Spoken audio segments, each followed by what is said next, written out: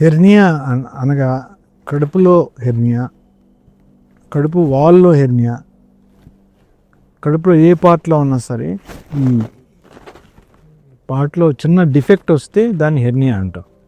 ఇది పై భాగంలో రావచ్చు, ఎపిగాస్ట్రిక్లో రావచ్చు, అంబిలికస్ బొడ్డు దగ్గర రావచ్చు, అలాగే బొడ్డు కింద part any operation caesarean sections hysterectomy చేసినప్పుడన్నా మజిల్స్ వీక్ అయ్యి ఫ్యూచర్లో, అలాగే ఏజ్ వలన రావచ్చు, అలాగే లంబార్ హెర్నియా రావచ్చు.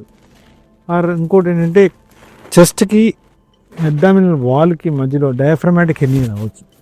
దీన్ని హెర్నియా అంటాం. ఈ పార్ట్ను మీరు చూడవచ్చు, ఇక్కడ కడుపులో ఉన్న పేగులు బయటికి వచ్చినాయి.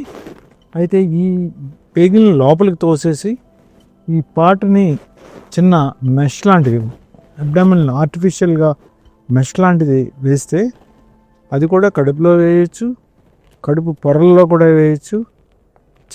చేయటం వలన మనకి ఫ్యూచర్లో హెర్నియా రాకుండా ఉంటుంది ఆ పార్ట్లో. అయితే ఇది చాలా పద్ధతులు ఉన్నాయి.